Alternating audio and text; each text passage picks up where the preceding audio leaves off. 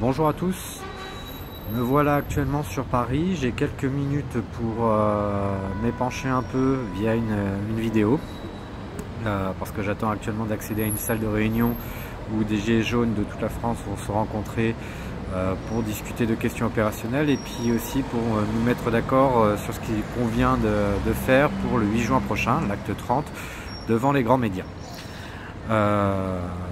J'ai donc quelques minutes sur lesquelles je souhaite m'appesantir sur le résultat des élections européennes et vous faire part un petit peu de mon point de vue à ce sujet.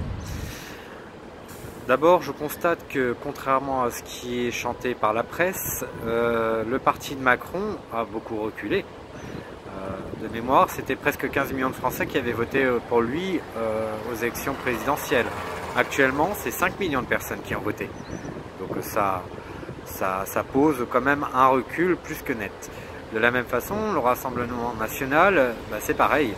Il a reculé aussi. Et là où il faisait à peu près 10 millions d'électeurs lors des dernières élections, il est réduit à 5 millions.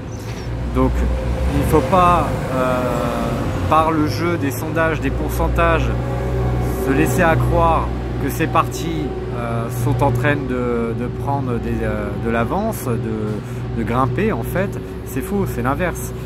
Et si d'ailleurs on s'amuse à prendre tous les chiffres, c'est-à-dire ceux qui n'étaient pas inscrits, à peu près 12% de l'électorat, ceux qui n'ont pas voté comme moi, ou ceux qui ont voté blanc, ou qui ont eu des bulletins nuls, plus ceux qui n'ont pas voté pour ces formations politiques, en fait, c'est moins de 10% de l'électorat qui a voté pour ces grandes formations politiques. Ça pose une légitimité. Avoir seulement 10% du peuple avec soi.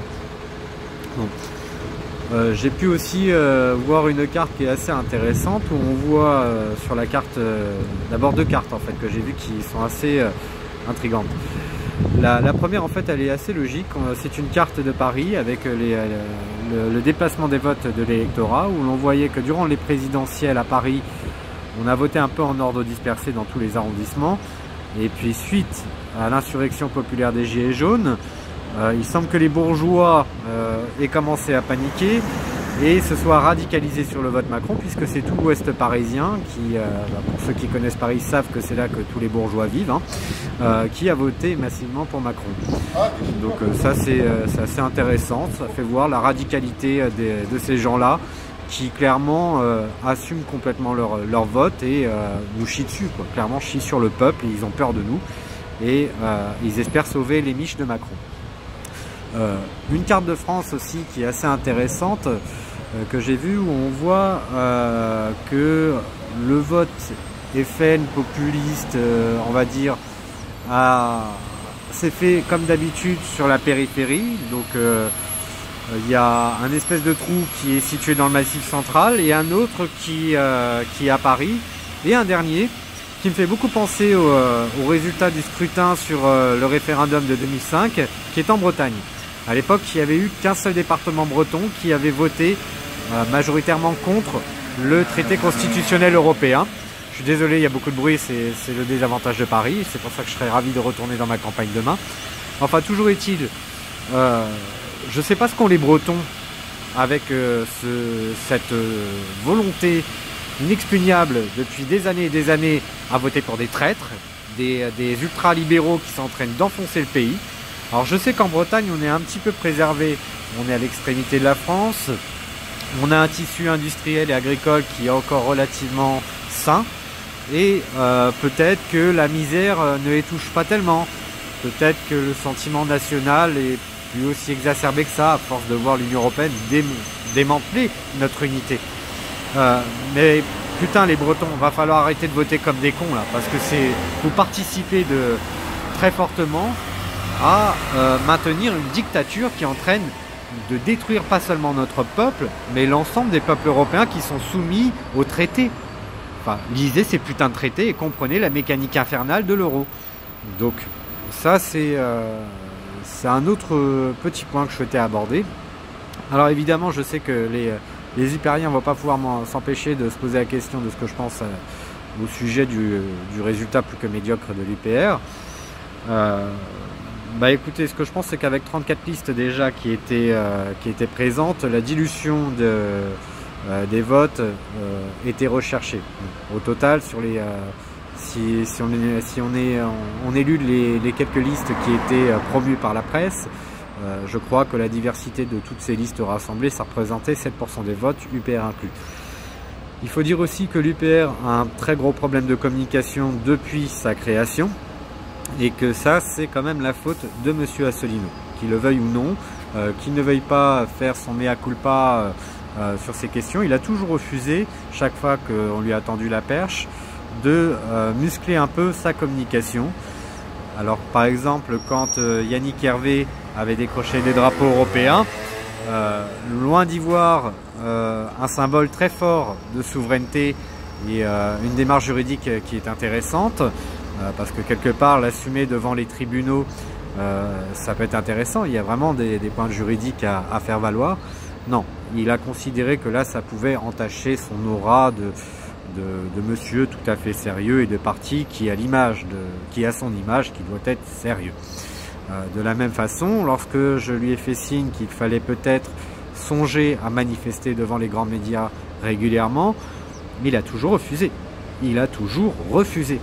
Alors qu'il se plaint d'avoir peu de portée médiatique, même si il faut quand même reconnaître que la presse, peut-être que c'est un effet des gilets jaunes, je le pense, commence à s'intéresser un peu plus à l'UPR depuis quelques mois.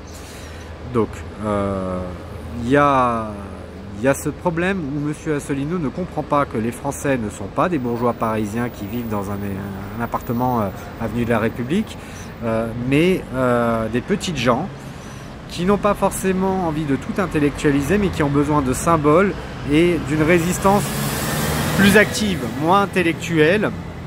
Et ça, je crains que Asselineau et son bureau national ne le comprennent pas, ne veulent pas se remettre en question là-dessus, ne veulent pas appeler à manifester, à faire des actions coup de poing. Non pas qu'ils sortent du droit, de l'état de droit, hein. Il ne s'agit pas non plus de verser dans l'illégalité ou d'aller faire des actes stupides, mais voilà, simplement des actes plus forts, plus symboliques qui permettent d'exister. Donc ça ne m'étonne pas que l'UPR se soit encore pris... et encore eu un score minable, et je ne m'attends pas à ce que pour les élections présidentielles futures, l'UPR puisse faire quoi que ce soit. Donc voilà pour mon avis sur l'UPR. Passons maintenant de façon générale à ce qui moi me préoccupe. Je pense que si on continue d'aller dans ce sens, que la majorité des Français restent assez idiots pour aller voter pour un épouvantail médiatique qui s'appelle le Rassemblement National, qui veut continuer de nous assujettir à l'Union Européenne et l'euro. Hein, depuis que Philippot est parti, le Front National garde sa ligne qui promeut l'Union Européenne et l'euro, à l'égal de Macron, à l'égal d'Europe Écologie et Verts, dont je vais parler tout à l'heure, à l'égal en fait de tous les partis européistes, France Insoumise compris.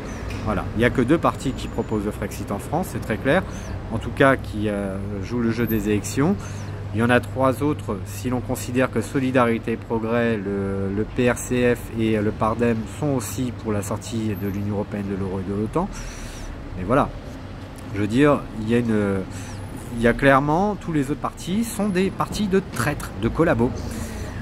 Alors, dans un premier temps, je vais vous dire, moi, quand je vois tous ces gens qui commentent les publications de presse, qui expliquent, bravo, l'écologie se renforce, il y a eu un choix de l'Europe, etc., qui s'extasient, c'est des petites gens, hein. Mais j'ai envie de distribuer des baffes, et je me dis que si ça continue comme ça, on va aller à la guerre civile, parce que des gens en colère comme moi, j'en connais beaucoup. Des gens qui se réfrègnent à prendre les armes, j'en connais beaucoup plus qu'il y a des années.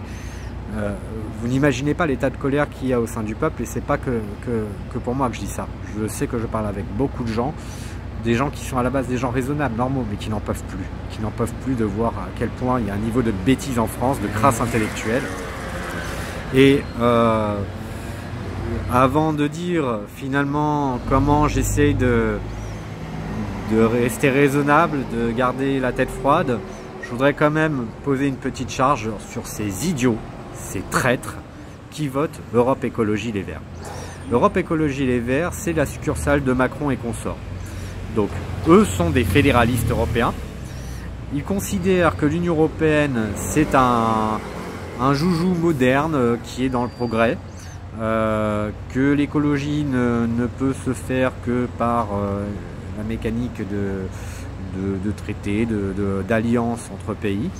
Ils ont cette idéologie pseudo-universaliste qui consiste à dire regardez, moi je vote pour l'Union européenne, pour l'écologie, je suis donc quelqu'un de sympa. Parce que c'est une question d'image. Ces gens-là n'ont pas du tout de réflexion, de connaissances, de bagage culturel sur la réelle écologie déjà, je dirais, sur l'économie qui est quand même liée, parce que pour faire d'écologie, il faut quand même s'intéresser un peu à l'économie. Ils n'ont aucune conscience géopolitique, historique, aucun intérêt pour ce qui fait la démocratie. Non, ces gens-là se veulent juste une image. Ce sont des petits bourgeois qui vivent dans les grandes villes, qui veulent s'acheter une belle image de gens sympas, mais qui sont en fait des vrais sous-merdes. Alors moi je vous le dis, tous les gens qui votent pour Europe Écologie, vous n'êtes pas des gens sympas. Vous n'êtes absolument pas des gens sympas, vous n'êtes absolument pas fraternel avec les peuples, parce que si vous étiez réellement fraternel avec les peuples, déjà vous n'oublieriez pas qu'en Grèce, en Italie, en Espagne, au Portugal et même en France, bon Dieu, même en France, nos peuples souffrent d'être dans l'Union européenne. Nos peuples en souffrent. Et vous en avez rien à foutre. Donc, ne vous croyez pas fraternel, vous n'en avez rien à foutre, vous n'avez que la volonté d'avoir une image. Et en plus, quand on veut rester soumis à des traités qu'on n'a jamais lus, hein, parce que ne me faites pas dire que, ne me laissez pas croire que les gens d'Europe Écologie ont lu les traités. Parce que quand les traités promeuvent l'ultralibéralisme, le capitalisme acharné, la concurrence libre et non faussée, la dérégulation des flux de capitaux et de marchandises, c'est-à-dire aller importer très loin des choses que l'on peut produire localement, donc gaspiller moins de pétrole, des traités qui permettent à ce que des règlements et des directives soient votés pour favoriser les intérêts des multinationales qui viennent nous pourrir nos sols, notre agriculture, notre biodiversité, hein, c'est pas compatible. C'est pas compatible du tout. Vous n'êtes pas écologiste, mais vous faites du greenwashing. Voilà, vous donnez une image. L'important, c'est votre image de bien-pensance, de gentille personne de gauche, qui est sympa, mais en fait, vous êtes des sous-merdes. Clairement, je vous dis. Donc, ne vous extasiez pas, parce qu'honnêtement, je croise un écolo qui me parle de l'Europe avec amour, je sens que des baffes vont partir toutes seules. Voilà, je suis à ce niveau de colère réellement. Et pourtant, malgré tout ce que je viens de dire, j'essaie encore de me raisonner en me disant que de toute façon, si les Français, massivement, restent idiots face à ce totalitarisme qu'est l'Union européenne, votent comme des cons lorsqu'ils votent, et je n'oublie pas que nous sommes quand même près de la moitié de l'électorat à ne plus vouloir jouer cette farce électorale, à ne plus voter, mais n'empêche que les 50%, les pratiquement 50% de crétins qui votent pour l'Union européenne, peu importe le parti qu'ils se choisissent, ils sont crétinisés quand même par les médias.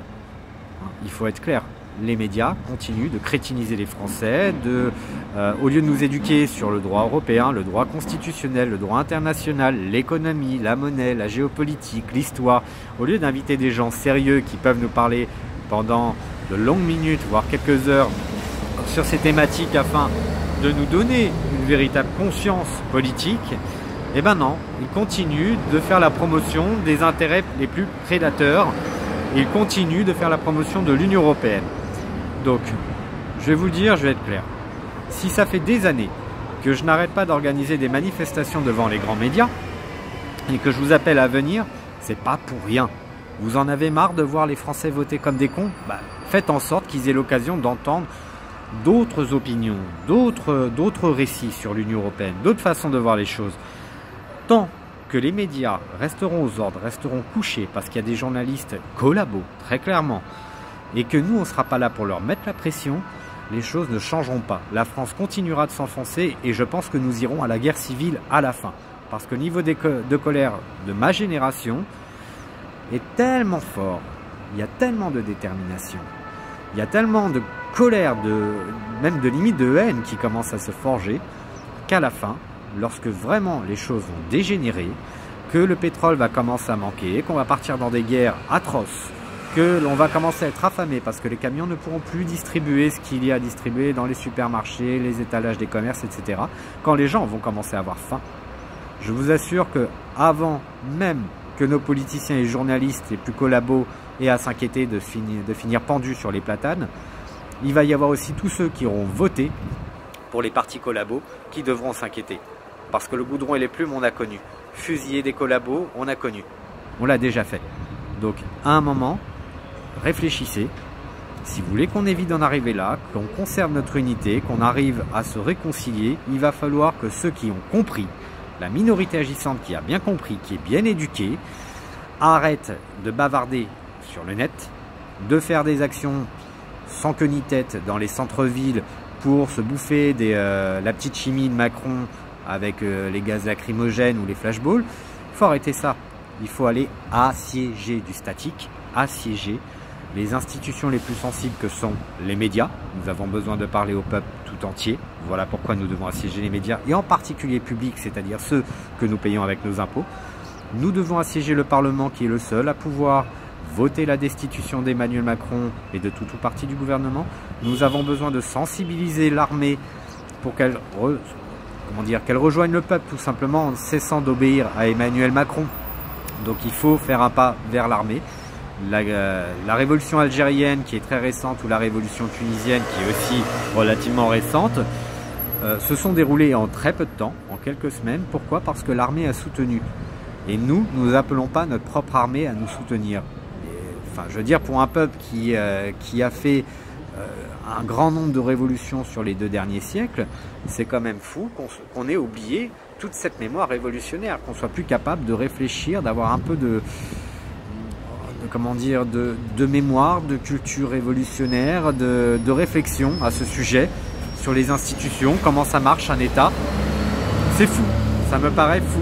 Alors faites-moi confiance si vous pensez ne pas avoir assez de culture pour comprendre tous ces phénomènes. Moi je l'ai prise. Voilà, alors peut-être que ça vous paraît vaniteux, mais c'est le cas. C'est le cas, je vais pas me dénier, je sais ce que j'ai appris à force d'étudier la question. Donc il va falloir prendre les médias. Le 8 juin, soyez présents à nos côtés, devant la maison de la radio. On va dire que ça va démarrer vers 13h30. Soyez là, à Paris, et on assiège les médias. Enfin, dernier détail, j'appelle tous les avocats, je renouvelle cet appel, particulièrement ceux qui soutiennent les Gilets jaunes, à venir prendre contact vers moi. Pourquoi? On veut organiser des tribunaux populaires qui permettront de juger Emmanuel Macron de façon fictive, mais sur de vrais dossiers, et pas que liés aux violences policières, c'est-à-dire la répression de son opposition politique, qui est une atteinte grave aux droits de l'homme, mais aussi sur des affaires comme Alstom, la cession d'Alstom à General Electric, qui relève des intelligences avec des puissances étrangères, particulièrement l'article 403 du Code pénal. Je vous invite à réviser votre Code pénal, messieurs, dames les avocats. De la même façon que les missiles qui ont été envoyés récemment sur la Syrie en réponse à une pseudo-attaque chimique de l'armée syrienne sur la Ghouta, ça c'est un crime d'ingérence et c'est qualifié de crime d'agression par l'article 8 des statuts de la Cour pénale internationale. Et pour ça, M. Macron devrait être traduit en justice. Enfin, quand M. Macron était sous les ordres de M. Hollande, il était ministre des Finances. Il se trouve que M. Hollande avait reconnu avoir fait livrer des armes à ce qu'il appelle des rebelles syriens, ce que moi j'appelle de mon côté des terroristes. Et il y a un article du Code pénal qui sanctionne le financement du terrorisme. M. Macron, qui faisait alors partie, en tant que ministre des Finances, du secrétariat général à la défense et à la sécurité, a contresigné des documents, des décrets, pour pouvoir autoriser la vente de ces armes à des terroristes. C'est du financement du terrorisme. Donc on a quelques affaires sur lesquelles on peut faire son procès. Il faut une discussion en droit, c'est-à-dire un réquisitoire en 2 temps, une plaidoirie en défense en 2 temps, et tout ça honnête. Il faut que ce soit rédigé honnêtement et avec toute l'autorité que vous pouvez avoir, messieurs, dames les avocats. On a besoin de votre autorité sur vos connaissances en droit pour instruire son procès. Bien que ce soit fictif, Le fait de faire de tels procès populaires dans des salles municipales, en plein air ou dans des salles privées, inviter la presse à les écouter et puis évidemment la population à venir y assister et juger à la fin de la culpabilité ou non d'Emmanuel Macron, c'est une façon d'attaquer sa légitimité à nous gouverner. On ne peut pas laisser un criminel à la tête de la France, il faut être bien clair. Donc j'appelle tous les avocats qui ont une conscience, qui comprennent qu'à un moment nous sommes dans des enjeux très sérieux, à venir nous aider. Je voudrais terminer enfin par le sentiment d'urgence qui est le mien. Ça fait maintenant presque 10 ans que je me bats, mais je suis rentré dans ce combat politique parce qu'au tout départ, quand j'étais beaucoup plus jeune, je me disais tiens c'est étrange, on nous dit que le pétrole va manquer, ce qui est vrai, je m'intéresse aux sciences et aux technologies, à l'écologie, je suis un vrai écologiste, un vrai décroissant. Et je constatais qu'on promouvait dans le même temps le libre-échange, c'est-à-dire justement aller chercher très loin des marchandises que l'on pouvait produire en France. Ce qui me paraissait stupide, d'autant que j'étais chauffeur routier et que je sais ce que consomme un camion. Voilà.